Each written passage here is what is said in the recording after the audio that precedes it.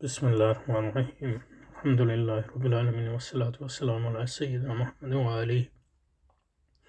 وأزواجه وذريته وعترته أجمعين۔ سید ندیم نیازی صاحب کے مقدمے کا مطالعہ جاری رکھتے ہیں۔ یہاں رکے تھے پچھلی بار۔ انہوں نے جو تقسیم کی تھی یا تفریق کی تھی حقیقی وحدت، اور اس میں انہوں نے میرے خیال میں یہ حقیقی وحدت اور مابعد و طبیعتی وحدت میں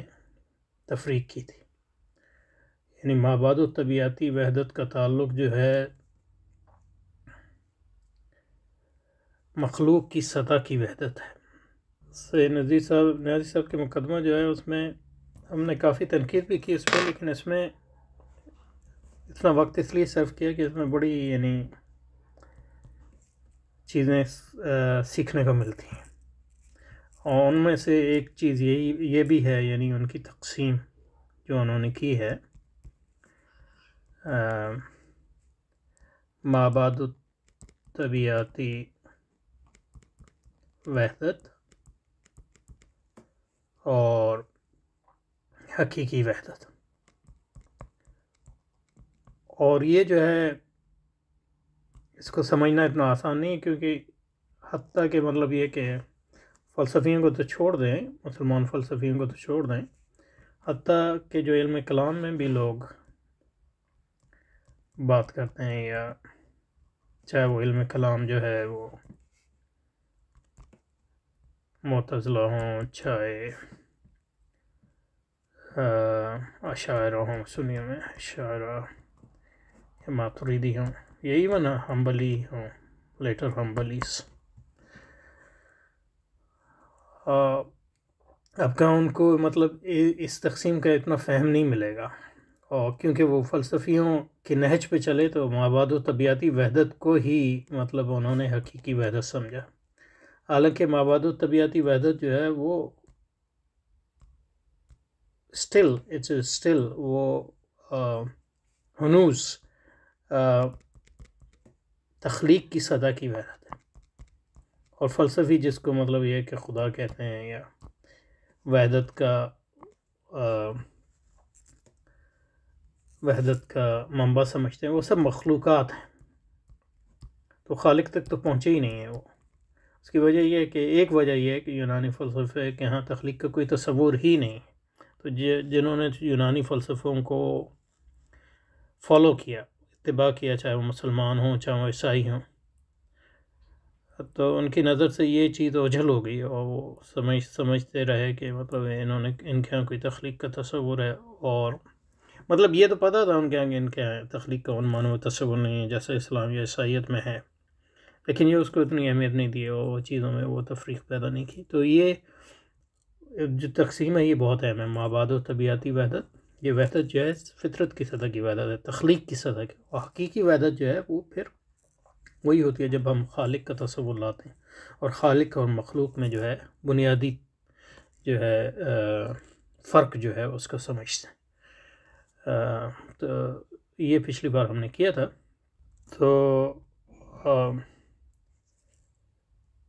دوسری پہلے جو ہماری کمیونٹی اللہ یہ کہ برعکس اس کے مسلمانوں کی دنیا توحید کی دنیا تھی، اور یہی وہ استثناء ہے جس نے زندگی کے دوسرے پہلوؤں کی طرف فکر کا رخ بھی اس حقیقت کی طرف پھیر دیا کہ وثنی ثانوی فلسفے کی نظر جس مابعد و طبیعتی وحدت پر ہے، اس کے ماوراء ایک اور وحدت بھی ہے، حقیقی وحدت، جو توحید پر قائم ہے، اور جو خالق اور مخلوق کے درمیان جو بنیادی فرق ہے اس پر قائم، اور وہ وحدت جو ہے جس کو ہم خدا کہتے ہیں، جس کو وحدت کا سرچشمہ حقیقی وحدت اور حقیقی توحید جو ہے،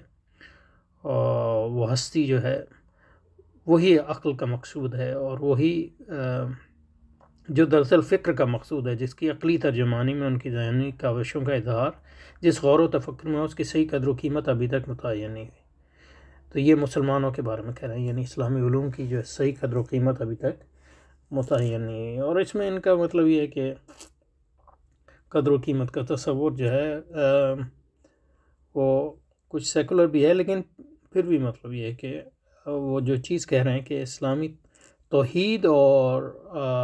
مابعد و طبیعتی وحدت کا جو تصور ہے وہ اسلام اور کفر کا تصور ہے بنیادی طور پہ، اور مسلمانوں کے جو علوم ہوئے مطلب فلسفہ، تصوف و حکمت ہو، اس کی بنیاد اسی پہ تھی، اسی حقیقی وحدت پہ تھی، اور جس حد تک جو ہے علم کلام اور مسلمانوں کے فلسفوں نے اس فرق کو نہیں سمجھا، اس حد تک وہ کمی ان میں رہی، اسی لحاظ سے مطلب یہ ہے کہ وہ جو ہے یہاں خالص اسلامی فکر کا تصور دیتے ہیں، جو ایک لحاظ سے مطلب صحیح ہے، خالص اسلامی فکر کا تصور جو دے رہے ہیں، لیکن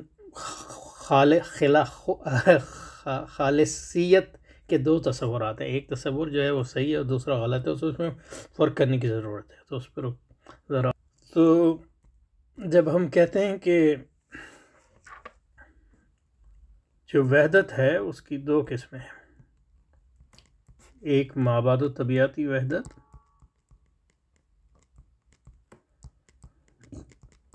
جس پر جو ہے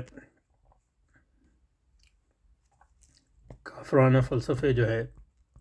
اور کافرانہ تہذیبیں جو ہیں قائم ہیں، اور مطلب یہ کہ مسلمان فلسفے جو اسلام کے رنگ میں نہیں رنگے تھے وہ اس سے اثر پذیر ہوئے ہیں، تو اس لحاظ سے اس حد تک جو ہے اپنی جو پیورٹی یا خالصیت ہے اس کو انہوں نے کھویا ہے اس حد تک، یہ نہیں کہہ رہا کہ وہ بالکل ہی کھو دیا ہے۔ دوسرا حقیقی وحدت، یہ توحید ہے، اور جو اسلامی علوم کی اصل بنیاد ہے وہ اسلامی علوم چاہے وہ عقلی ہوں یا نقلی، اور یہ جو عقلی اور نقلی کی تفریق ہے یہ بھی اعتباری یعنی ریلیٹو ہے، اس لحاظ سے کہ عقل کے لیے بھی ہم کو نقل کی ضرورت ہوتی ہے اور نقل کے لیے بھی عقل کی ضرورت ہوتی ہے، تو کوئی نقل خالص اور عقل خالص نہیں ہے، لیکن یہ کہ اعتباری لحاظ سے ہم ان میں یہ تقسیم کرتے ہیں، تو نقلی علوم وہ ہیں جو وہی کی صرف روایت پر کام کرتے ہیں، اور عقلی علوم جو ہیں وہ ہیں جو عمومی عقلی قوانین پر غور و فکر کرتے ہیں، اور جو وہی کی نقلی علوم کی درایت ہے اس پر بھی بحث کرتے ہیں، تو اس لحاظ سے یہ نہیں ہے کہ عقلی علوم کو اسلامی علوم سے باہر ہے، بلکہ اسلامی علوم ہی کے دو حصے ہیں، عقلی اسلامی علوم اور نقلی اسلامی علوم،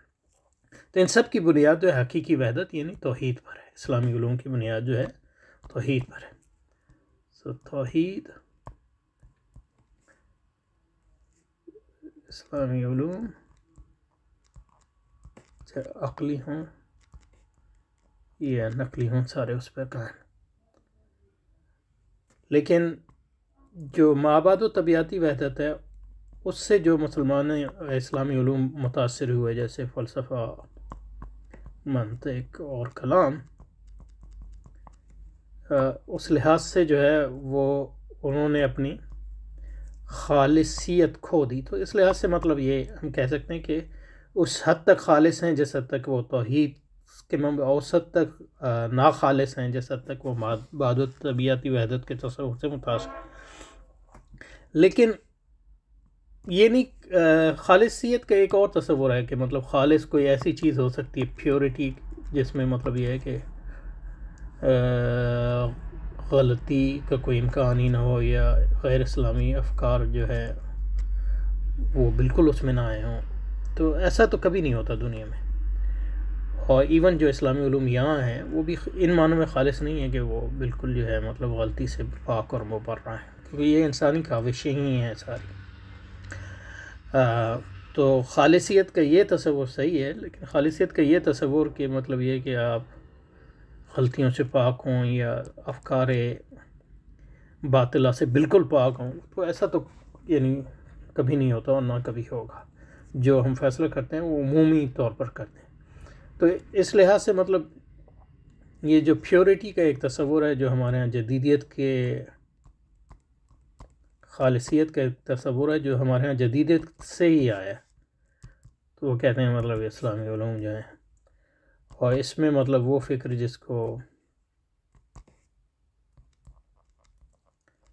کیونکہ جو اسلامی علوم ہیں وہ تاریخ میں ڈیولپ ہیں، ان کی تاریخ ہے، اور یہ تاریخ جو ہے اس میں غلطیاں بھی ہیں اور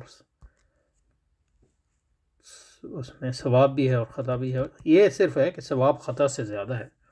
اور امت جو ہے کبھی غلطی پر جو ہے اس کا اجماع نہیں ہوتا، لیکن یہ کہ اس لحاظ سے وہ خالص نہیں ہے کہ مطلب اس میں کوئی غلطیاں ہی نہیں،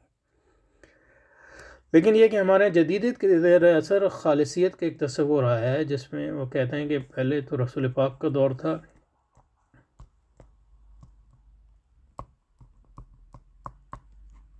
وہ خالص تھا، پھر اس کے بعد جو ہے خلفائے راشدین کا دور تھا، وہ بھی اس میں بھی، لیکن اس کے بعد جو ہے یہ قرون وسطیٰ کا دور تھا، جو مطلب ہے اس میں خالصیت ہم کھو دی، اور اب جو ہے اب جدید تہذیب جو ہے، جدید اسلامی دور ہے، تو یہ اس میں ہم کوشش کر رہے ہیں کہ اس پرانی خالصیت کی، تو یہ مطلب ایک وہمی تصور ہے، اور یہ خطرناک تصور اس لحاظ سے کہ یہ تسلسل کا انکار کرتا ہے، کیونکہ اگر اسلامی علوم کا جو ہے اسلامی رسول پاک کے دور سے جو رشتہ قائم ہے وہ تاریخ کے تسلسل سے ہی قائم ہے، اور جب اس تاریخ کے تسلسل کو آپ رد کریں گے تو حقیقتاً وہ آپ رسول پاک کے دور کی طرف نہ جائیں گے، بلکہ اپنے جدید دور میں جو غالب افکار ہیں انہی کے زیر اثر ہو جائیں گے، اور یہ سمجھیں گے کہ آپ رسول پاک کے دور کی طرف جا رہے ہیں۔ تو یہ بہت سی تحریکوں کے ساتھ ہوا، جیسے مطلب یہ ہے کہ جو لوگ بھی مطلب اس قسم کی باتیں کرتے ہیں، جو اسلامی تاریخ کو جو ہے بالکل، اور اسلامی علوم کی تاریخ کو خاص طور پہ مطلب یہ رد کرتے ہیں، اور اجتہاد کا ایک ایسا تصور پیش کرتے ہیں جو مطلب ڈائریکٹ رسول اکرم کے دور کی طرف بغیر اس تاریخ کے پریزمز کے تسلسل کے ذریعے گئے ہوئے، تو وہ لوگ پھر مطلب حقیقت یہ ہے کہ وہ جدیدیت کے نرغے میں آ جاتے ہیں۔ تو اس لیے چاہے اسلام پرست ہوں یا غیر مقلدین ہوں، یا جو لوگ مطلب یہ ہے کہ سلفی اور وہابی فکر سے متاثر ہوئے، یا حتیٰ کہ مطلب جو ہمارے ہاں سیکولر جدیدیت جو آئی ہے اس مسلم نیشنلزم کے زیر اثر، جس کے اقبال کا جس کے اثر ہے، اور جس کی ابھی سید ندی نیازی صاحب بھی یہاں بات کر رہے ہیں، تو اس میں بھی اس کا مطلب یہ ہے کہ کافی اثر ہوا ہے اس خالصیت کے تصور، اور یہ مطلب ایک وہمی تصور ہے خالصیت کا، جو یہ سمجھتا ہے کہ یہ جدید دور ہے، اور اس سے پہلے جو ہے بالکل مطلب ایک قرون وسطیٰ، ایک لحاظ سے قرون مظلمہ تھا، اور پھر رسول پاک کا خالص دور تھا، اور ہم جو ہے اب رسول پاک کے خالص دور کی طرف جائیں گے، اس تاریخ کو بریکٹ کر کے، یعنی اس کو مطلب محو نظر کر کے، لیکن اس کے نتیجے میں اصل میں آپ رسول پاک کے دور کی طرف نہیں جاتے، بلکہ جو غالب فکر ہے آج، اس کے زیر اثر جو ہے آپ اسلام کو سمجھتے ہیں، اس کے نتیجے میں جدیدیت جو ہے وہ در آتی ہے۔ تو اس لیے ہم خالصیت کے اس تصور کو تو مانتے ہیں کہ مطلب یہ ہے کہ ہم رسول پاک کی دور کی طرف ہمیشہ مطلب جو ہماری اساس ہے وہی ہے، لیکن یہ وہ ہے اس دور کو ہم سمجھتے ہیں تاریخی تسلسل ہی کے ذریعے، اور کافرانہ افکار جو در آتے ہیں ان کو ہمیشہ رد کرنے کی کوشش کرتے ہیں، لیکن وہ رد کرتے ہیں علوم اسلامیہ اور ان کے تسلسل ہی کی بنیاد پر۔ تو اس تصور کو تو ہم تو ایک لحاظ سے ایک خالصیت کا تصور ہے جو ہم، جس میں خالصیت جو ہے وہ اسلامی تاریخ سے جڑی ہوئی ہے، اور دوسرا جو ہے خالصیت کا تصور ہے جس میں خالصیت جو ہے ایک مجرد چیز ہے جو تاریخ اسلامی کو رد کرتی ہے، ایک تاریخ مظلمہ کا طور پہ، اور ایک وہمی آئیڈیل رسول پاک کا دور جو ہے کنسٹرکٹ کرتی ہے، تو اس کی تعمیر کرتی ہے، اور یہ سمجھتی ہے کہ وہ رسول پاک کے دور کی طرف جا رہی ہے اسلامی تاریخ کو رد کر کے، اسلامی علوم کی تاریخ کو رد کر کے، حالانکہ وہ اصل میں جس طرف جا رہی ہوتی ہے وہ جدیدیت ہی ہے، کیونکہ اگر آپ جدیدیت کا مقابلہ کریں گے تو اسلامی علوم کے تسلسل ہی کے ذریعے کریں گے. تو اسلامی علوم کی تطہیر تو ضروری ہے، لیکن ان کا مکمل رد اس بنا پہ کرنا یا غالب رد اس بنیاد پہ کرنا کہ وہ پیور نہیں ہے یا خالص نہیں ہے، تو یہ کہ وہمی تصور ہے. اور حقیقت میں یہ جو ہے مطلب یہ ہے کہ اس کے نتیجے میں ہم جدیدیت ہی کی طرف جاتے ہیں. تو ٹھیک ہے، واپس چل. تو اس تمہید کا مقصد جو آگے جو بات آ رہی ہے اس کے انٹیسپیشن میں ہم نے اس کو کیا. وہ بات یہ کر رہے ہیں کہ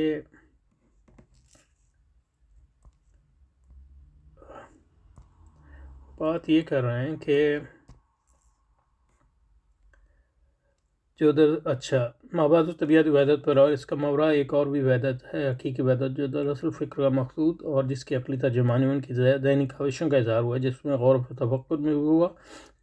ان کی ذہنی کاوشوں کا اظہار جس غور و تفکر میں ہوا، اس کی صحیح قدر و قیمت ابھی تک متعین نہیں ہوئی. تو اس چیز کو ہم یعنی مطلب یہ کہ اس سے اختلاف نہیں کرتے، لیکن یہ کہ جو ابھی ہم نے فرق کیا حقیقی خالصیت اور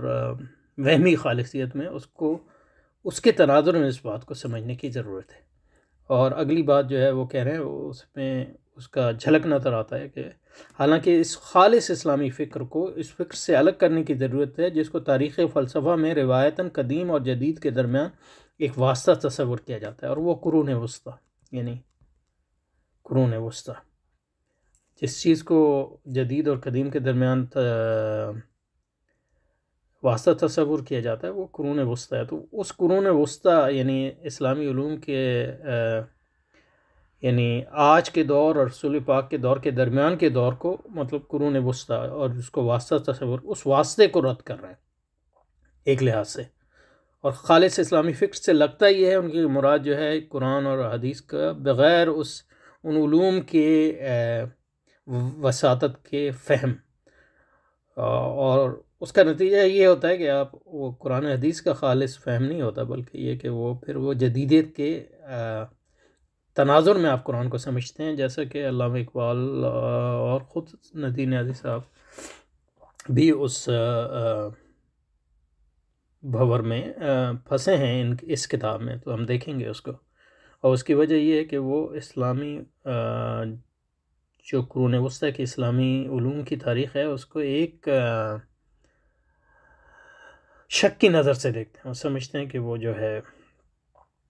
اسلام کی خالصیت اس نے کھو دی تھی، اور اب ہم خالصیت جو ہے مغرب نے ہم کو جگایا، اور مغرب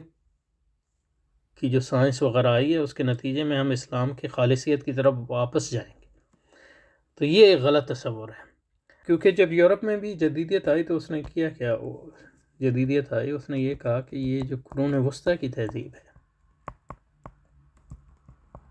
اس کے جو علوم ہیں خاص طور پہ وہ سب جو ہے مطلب یہ ہے کہ اس کو رد کرنے کی ضرورت ہے، اور اس کے نتیجے میں ہم یونان اور روم کی اصل دھاروں پہ جائیں گے. تو اس نے قرون وسطیٰ کو قرون مظلمہ کہا اور اس کو رد کر دیا. تو جو مسلمان متجددین ہوئے ہیں یا مسلمان جدیدیت اسلامک ماڈرنزم ہے، وہ بھی یہ کہتا ہے کہ اسلام تھا خالص دور، رسول پاک کا دور، خلفاء کا دور، اور اس کے بعد جو ہے قرون مظلمہ. اور اب جو ہے ہم جدید اسلام یہ ہے کہ ہم خالص اسلام کی طرف جائیں اور اس کو رد کرتے ہیں، خاص طور پہ علوم اسلام. کہتے ہیں یہ یہاں جو ہے خالص نہیں رہتے اس میں غیر اسلامی تہذیبوں سے. لیکن اس میں یہ ہوتا ہے کہ آپ رسول پاک کے دور کی طرف نہیں جاتے، بلکہ جدیدیت، کیونکہ جدیدیت غالب ہے اور اس کے اثرات بھی غالب ہیں، جدیدیت کی تناظر میں اسلام کو سمجھتے ہیں. تو اسی سے اسلامی جدیدیت کے مختلف دھارے ابھرتے ہیں. لیکن جو صحیح طریقہ وہ یہ ہے کہ اسلامی علوم کو رد نہ کیا جائے بلکہ ان کی تطہیر کی جائے، جیسا کہ ہمیشہ ہوتا ہے. انہی کے تناظر میں اسلام کو سمجھا جائے اور ان کو جو ہے ڈیولپ کیا جائے، اور جدیدیت کا بھی مقابلہ کیا جائے، اور اس تو اس لحاظ سے مطلب یہ خالصیت کا جو تصور ہے وہ درست ہے، اور یہ دوسرا والا درست نہیں ہے، اور اس میں فرق سمجھنا جو ہے اتنا آسان نہیں ہے، تو یہ بار بار اس کی کوشش ہم کریں گے۔ تو یہاں جو یہ کہہ رہے ہیں کہ حالانکہ اس خالص اسلامی فکر کو اس فکر سے الگ کرنے کی ضرورت ہے جس کو تاریخی فلسفہ میں روایتاً قدیم اور جدید کے درمیان واسطہ تصور کیا جاتا ہے۔ تو اس میں مطلب یہ ہے کہ قرون وسطیٰ کی اسلامی تہذیب کو جو ہے وہ کہہ رہے ہیں اس جو خالص اسلامی فکر تھا رسول پاک اور قرآن، اس سے الگ کرنے کی ضرورت ہے۔ لیکن یہ کہ یہ جو ہے بالکل ایک وہمی تصور ہے، کیونکہ آپ قرآن پاک اور رسول پاک کے زمانے کو اسلامی علوم کی تاریخ کے بغیر اگر سمجھیں گے تو وہ خالص اسلامی فکر تو ہوگا، لیکن وہ خالص اسلامی فکر ہوگا اس کو آپ خلاص کریں گے اپنی تاریخ سے اور اس کے تسلسل سے، اور وہ خالص اسلامی فکر ہوگا جدیدیت کے تناظر میں ہی، وہ اصل میں خالص نہیں ہوگا۔ تو اصل خالص اسلامی فکر کی طرف جانے کے لیے جو ضروری ہے وہ یہ کہ اسلامی علوم کی تطہیر کی جائے، اور اسلامی علوم ہی کے ذریعے جو ہے قرآن اور سنت کے منابع کو سمجھا جائے۔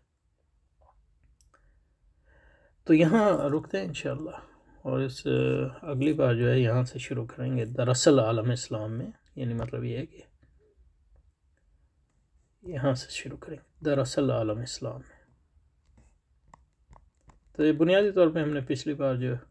کیا تھا اس پہ تھوڑا سا اضافہ کیا، لیکن یہ ایک اہم بحث تھی، تو مطلب یہ اس میں کوئی حرج نہیں ہے کہ